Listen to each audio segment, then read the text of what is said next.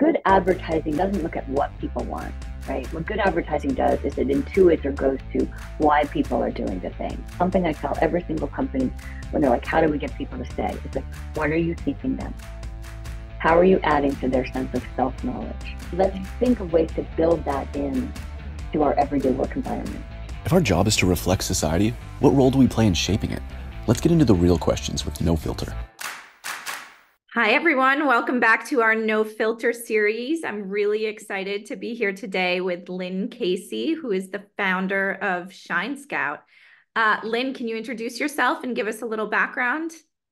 I'd be delighted. Thank you so much for having me, Alicia. So, yes, I am the founder of Shine Scout. What we are is a boutique consumer insight and future trends consultancy.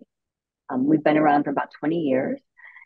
We work hand in hand with Fortune 100 companies who are looking to shape their business to really meet the demands of where the customer is going. What are the future trends? What are the desires that people are leaning into? Where is the customer journey going? And our work helps these companies intersect with that, authentically and organically. So it's possibly the most interesting job in the world that you can have, because it's my job to connect the dots before other people see them.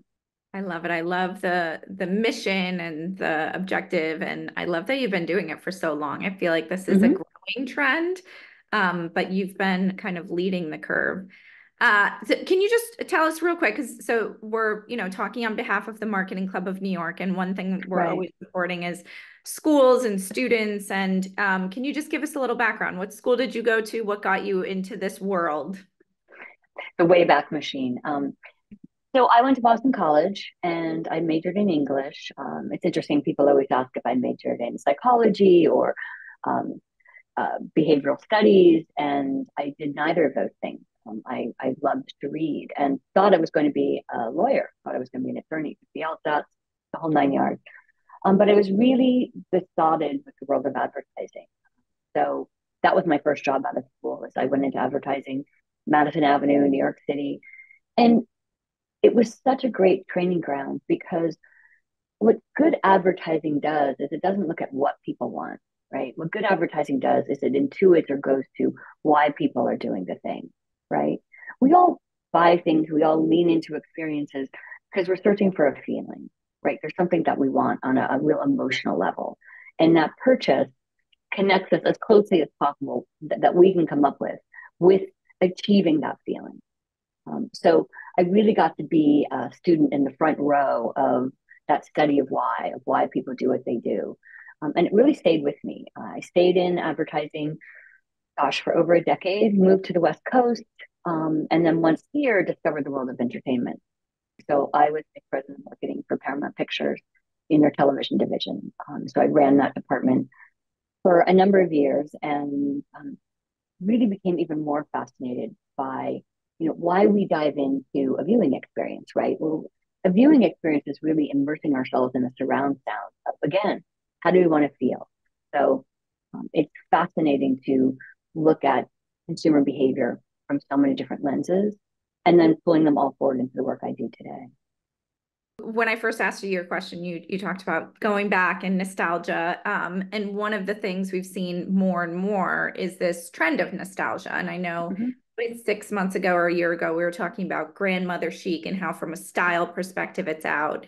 But really kind of looking at, young people, what they're really thinking about, where they're looking. One thing we've seen is, adulthood is very different today. They're delaying buying houses. They're delaying getting married or not getting married at all. Can you talk a little bit about nostalgia and how you see that as an up and coming trend? One of the first tells of this delayed adulthood started to show up, I'm going to say 5 or 6 years ago, maybe even a little bit earlier, where we saw this delay in teenagers wanting to get their driver's license. It was our first sign that there was almost a desire to postpone adulthood. But a bigger part of that was to achieve what? You get in a car to do what, right? You get in a car to go be together with your friends. You get in your car to go have a hangout experience with your friends. All of these things were now achievable on a phone. So that drive to be with my friends, that drive to connect with others, became less compelling. This is a generation that were children during the recession. Okay. They watched their parents lose jobs. Some of them had to change schools. There were serious cutbacks in their own households. So they kind of understand the game, right? They're very aware of the fact that they can pour their whole lives into a job, right? Or into a corporate career and basically get nothing back, right? There are no guarantees, right? The world also has become more dangerous. So again, going into the Wayback Machine, when I was a teenager, there wasn't a 24-hour news cycle. So I wasn't surrounded by this awareness that there's a lot of dangerous and negative things going on. So that again causes people to withdraw. Like, what's the rush, right? What's the hurry to step into that type of scenario? I was just going to say, it's interesting. We've seen a lot of data even around like a new norm or a new American dream where people, younger generations, and like you said, Gen Z really doesn't want that big house or that huge title. They want balance. They want experiences. They want connection. And so with that, I think with that is this delay of adulthood. They don't want what their parents had as an adult. And it's completely shifted the paradigm, and it's shifted the work-life balance. It's shifted corporate America and working culture. And I wanted to go back to nostalgia, just really quickly. Mm-hmm. Some people see it as a real retreat, right? Like, oh my gosh, like, no one's willing to look forward. Everyone's like running backwards. But nostalgia is known as a psychological way of reminding yourself that you're strong and you can do hard things, right? So we go back in time, and whether it's our childhood or whether it's the teenage years, and remember a time when we felt safe and we felt good. And that gives us, it's like a little respite, right? But that gives us courage and a chance to sort of flex those muscles to then go back out into the world and try again. So nostalgia is like, it's really just sort of taking a little breath, and reminding ourselves of what we can do. I love that. So we're talking about nostalgia and a nod, back and remembering and redefinition of American dream and all of those components. But talk to me a little bit about, you had mentioned before this call, the rise of individuality and the hunger really kind of for self-knowledge and self-learning. Talk to me a little bit about that trend. Oh my God. How much time do you have? It's my absolute favorite trend. So one of the biggest trends coming out of COVID that I think wasn't talked about enough is what I call the rise of self-agency. So if you think about what happened during COVID, all of a sudden we were all home, right? And so we were in charge of our work schedule. We were in charge of our fitness schedule. We were in charge of food procurement and food preparation, right? Like all of a sudden, all these things that we had outsourced for most of our lives came back around. We have spent close to 3 years really getting to know ourselves really well. And we're not going to give that up. I call it the substacking of the population. This idea of these teeny tiny little super narrow and specific substacks, that's how we're examining our own lives. What are those super specific things that bring me joy? What do I want to get better at? What do I want to learn more about, right? That's the stuff that lights me up. So it's much less external influence and much more internal influence. It's a big change. I love looking at it as a time of self-reflection and self-definition and really kind of embracing who you are and who you want to be and who you don't want to be anymore. And certainly you see that a lot, like you mentioned, with the back to work. So let's look over at companies and brands and how are brands a source of connection today, and how has that changed over the years? Yeah, I think the number one thing brands can do, right, is lean into what it is that people desire, right? There is such a hunger for experience. There is such a hunger for learning and growth. Something I tell every single company when they're like, how do we get people to stay? It's like, what are you teaching them? How are you adding to their sense of self-knowledge? What if everyone is walking into your doors with an arrow quiver? What arrows are you putting into their quiver? Because that's what they're thinking about, right? So how do we educate and how do we feed this hunger for knowledge? LinkedIn has done an incredible job with LinkedIn Learning, right? LinkedIn classes. LinkedIn articles. So it's feeding that hunger for us all to learn, giving people that opportunity to live by their values, right? And do better. Obviously you work in the trend space and you spend a lot of time investing in them and focusing on them. How do you see brands leaning into trends today, and has that changed over the last few years? Oh my gosh, it's so different. It's trickier and yet it's easier. We can't look at that sort of, again, external trends work, but what we have to do is we have to look at the internal trends, right? What are people shifting towards? What is it we want? And what we look at, we look at that from a geopolitical standpoint, look at that from a demographic standpoint, we look at that from an age standpoint. And we have an aging population. What does that mean? We have Gen Zers who aren't going to have kids. What does that mean? What is it that they want, right? So we have to look at and track internal desires. My favorite example of this, if you'll indulge me, Alicia, is Pantone. So we all know Pantone colors, right? And Pantone color of the year, I used to think a bunch of us would get in a room, and if I was with you right now, I'd be like, oh, that beautiful green, that beautiful green in your room. Let's just make that the color of the year because it's pretty. It's actually not how Pantone selects its colors. Pantone spent a year gathering information and intelligence on how people are feeling and what color will be prescriptive to help with that. So the color of the year for 2024 was this fuzzy peach, right? This fuzzy peach color. And again, it had a lot to do with nostalgia. It's sort of like almost a 1920s sort of color, right? This sort of peachy thing. And then the fuzzy aspect of it was supposed to be soothing and give us sort of a sense of texture, which we're still all craving coming out of COVID. So I love how they use the intelligence and really tapping into what it is that people want and are hungry for, and then use color to meet that. And then what obviously designers do, whether I'm making furniture or nail polish or clothing or cosmetics, I tap into that color because I know they've done the legwork of understanding how people want to feel. Right. I love that. I've never paid attention to how they chose it, but I'm definitely going to study up on it each year now that I know. Oh yeah, I'm obsessed. I'm obsessed. Yeah. So, we've talked a lot about trends and marketers leaning into trends and brands leaning into trends. One thing we talk about as a team a lot is, as marketers, we are also influencers. We influence culture and we direct, and certainly the color of the year is one perfect example. But, what do you think is the responsibility of marketers really knowing that they have that cultural influence, and how do you coach brands to embrace and adapt that? I love that question so much, Alicia, because we started to see a shift, and I'm going to point to 2016 again, where people really are looking to brands to be what I call brand champions, right?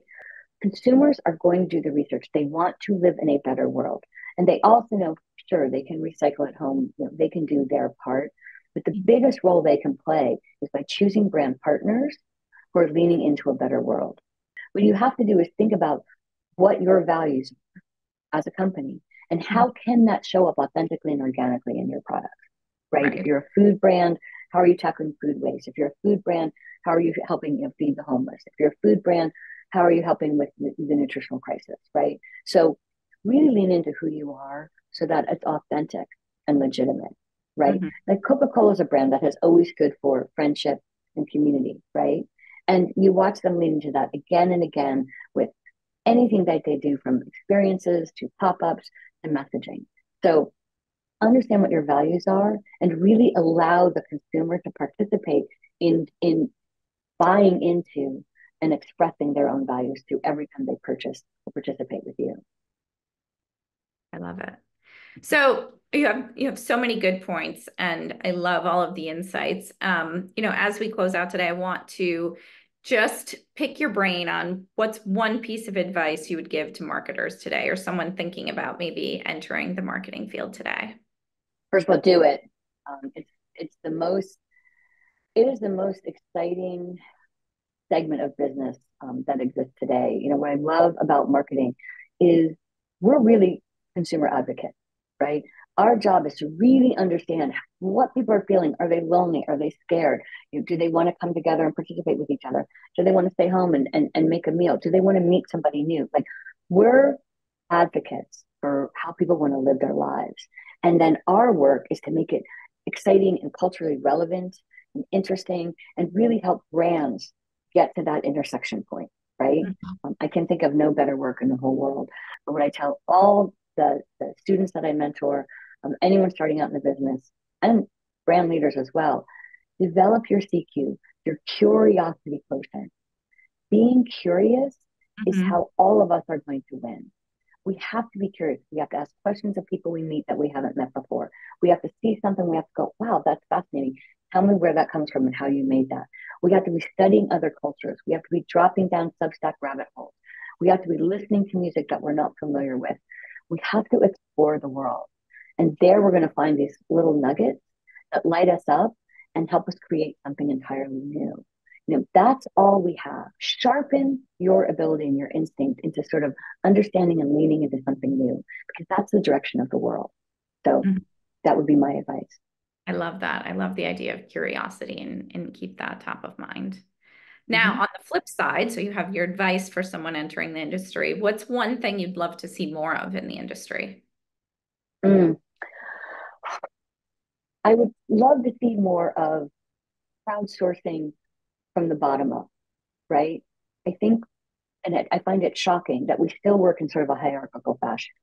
I work with a lot of beauty brands, I work with a lot of fashion brands, and there's still this sort of like people really working and waiting to find that space or place where they get to share their voice. Um, and I always think that's so short sighted, because the very people that we want to talk to are usually the youngest, right? And so I would love to see a lot more opportunity to bring those voices forward. And the other thing I think, and I've started to see this and I've encouraged this in some of the companies that I work with, is the idea of cross internship while working, right? So you're 30 years old and you kind of keep looking over at, the DEI group, or you keep looking over at supply. I'm like, I don't know anything about that, right? So what would happen if I went over and worked there for 3 months, right? Bringing in that diversity of thinking, bringing in those fresh eyes, and giving me an education. So when I go back to my other job, I'm like, oh wow, how is this going to impact our retail group, right? Mm-hmm. Or whatever group that is. So I think diversity of thought, like curiosity, is one of our greatest assets. And I think we need to build into our company infrastructures ways to keep hearing that diversity of thought and allowing for it to populate programs, ideas, platforms, anything that we're doing. So Mm-hmm. cross intersection of thought. I love that. I've never thought about it in quite those terms, but I always mentor new employees or more junior employees and explain to them like this isn't rocket science. You're not in an industry where there are clear laws or clear rules that you have to follow, and that your experience and your opinion is just as valuable as mine, because at the end of the day, you have a completely different window you're looking through than I do. And Yes, we need to embrace all of those, and we need to hear you and hear your opinions. So I love your perspective there, and I love that you have that same vision for the industry. absolutely. All we have, I love how you put it, all we have is our lived experiences. And every single human being has a different lived experience, Mm-hmm. right? So all we can do is learn from each other. So let's think of ways to build that in to our everyday work environment. Mm-hmm. I love it. Lynn, this has been amazing. You've been so insightful, and I love the work you do. Definitely signing up for your insights reports that come out. They're all Excellent. amazing. So thank you so much for sharing with us and sharing with the Marketing Club community. It's been great chatting with you today. Thank you for having me. It's such a pleasure and a joy, and I loved chatting with you. So great questions. And have a great weekend. Yes, you too. Thank you. Okay.